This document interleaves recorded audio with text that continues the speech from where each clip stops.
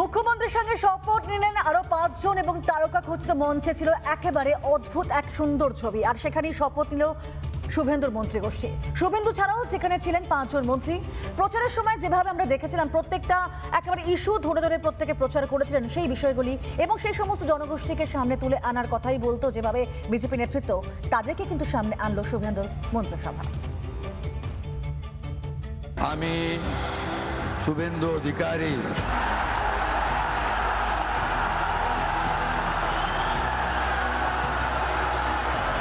পশ্চিমবঙ্গ রাজ্যের মুখ্যমন্ত্রী রূপে আমার কর্তব্যসমূহ নিষ্ঠাপূর্বক এবং বিবেকসম্মতভাবে নির্বাহ করিব। ব্রিগেডে শপথ নিলেন শুভেন্দু সহ 6 জন পূর্ণমন্ত্রী। সেখানে গুরুত্ব পেয়েছেন মহিলারা, গুরুত্ব পেয়েছেন আদিবাসী মতুয়া রাজবংশী সমাজের প্রতিনিধিরাও, যা মমতার আমলে অলীক কল্পনা ছিল।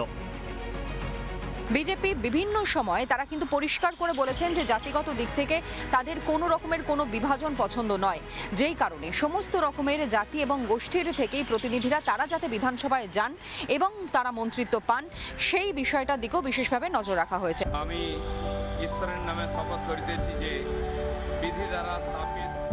ব্রিগেডে শপথ নিলেন দিলীপ ঘোষ। আমি অকৃত্রিম নিষ্ঠা।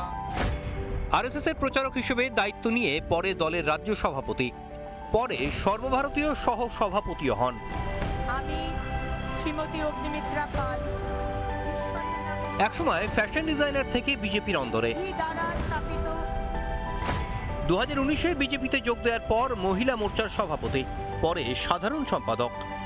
টানা দুবার আসানসোল দক্ষিণ থেকে বড় ব্যবধানে জয় পান অগ্নিমিত্রা। মতুয়াদের প্রতিনিধি হিসেবে অশোক কীর্তনিয়া, রাজবংশীদের প্রতিনিধি হিসেবে নিশীথ প্রামাণিক ও আদিবাসী সমাজের প্রতিনিধি হিসেবে ক্ষুদিরাম টুডু জায়গা পেয়েছেন মন্ত্রিসভায়। পশ্চিমবঙ্গ রাজ্যের মুখ্যমন্ত্রী সবাইকে নিয়ে সবার জন্য কাজ করবে রাজ্যের বিজেপি সরকার। ব্রিগেডে শপথের মঞ্চ থেকে সেই সুরই বেঁধে দিলেন মুখ্যমন্ত্রী শুভেন্দু অধিকারী। সংবিধান ও বিধি রিপাবলিক বাংলা। ন্যায়াচরণ করিব।